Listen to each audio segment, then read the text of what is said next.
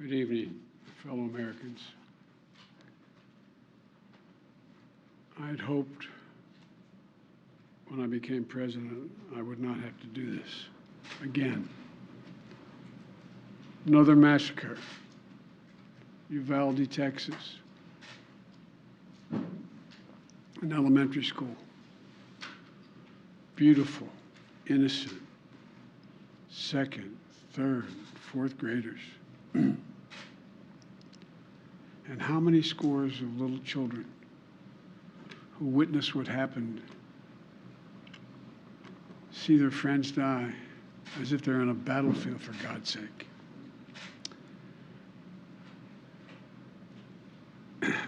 They'll live with it the rest of their lives. There's a lot we don't know yet. There's a lot we do know. The parents who will never see their child again, never have them jump in bed and cuddle with them. Parents will never be the same. To lose a child is like having a piece of your soul ripped away. There's a hollowness in your chest. You feel like you're being sucked into it and never going to be able to get out. Suffocating. And it's never quite the same. It's the feeling shared by the siblings and the grandparents and the family members and the community that's left behind. Scripture says, Jill and I have talked about this in different contexts, in other contexts. The Lord is near to the brokenhearted and saves the crushed in spirit. So many crushed spirits. So tonight, I ask the nation to pray for them, give the parents and siblings the strength in the darkness they feel right now. As a nation, we have to ask, when in God's name are we going to stand up to the gun lobby? When in God's name we do what we all know in our gut needs to be done?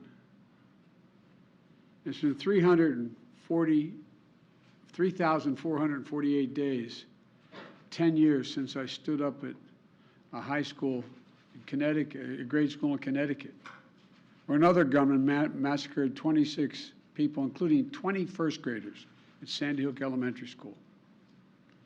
Since then, there have been over 900 incidents of gunfires reported on school grounds.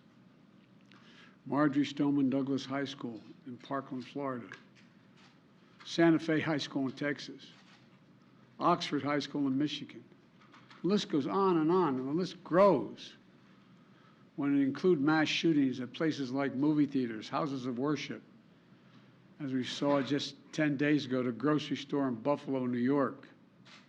I am sick and tired of it. We have to act. And don't tell me we can't have an impact on this carnage.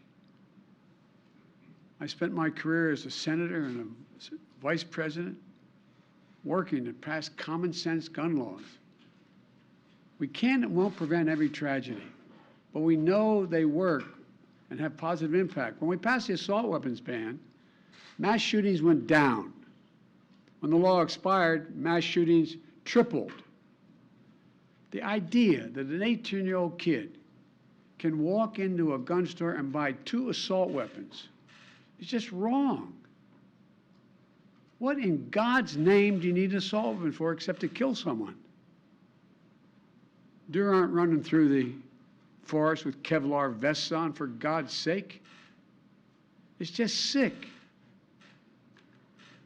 And the gun manufacturers have spent 2 decades aggressively marketing assault weapons, which make them the most and largest profit.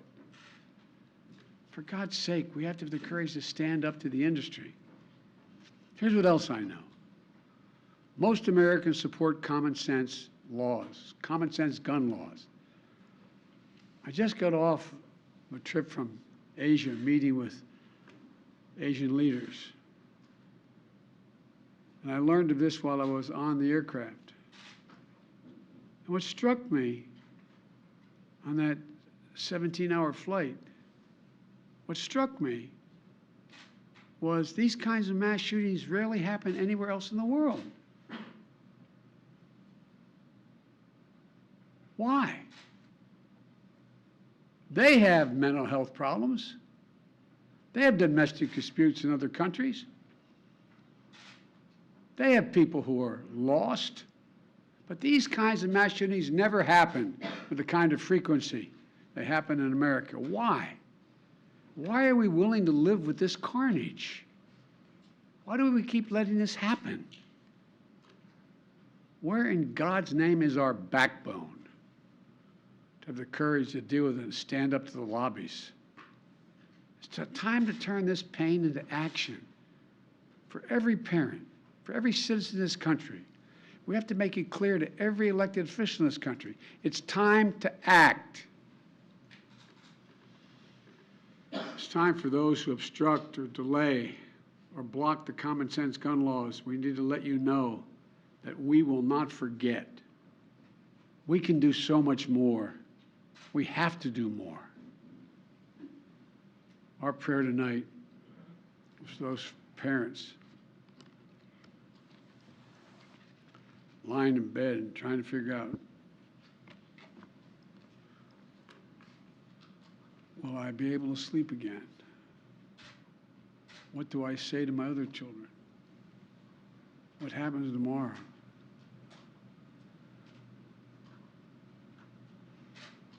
May God bless the loss of innocent life on this sad day. And may the Lord be near the brokenhearted and save those crushed in spirit, because they're going to need a lot of help and a lot of our prayers. God love you. Sir, will you go to Texas? Sir, will you go to Texas?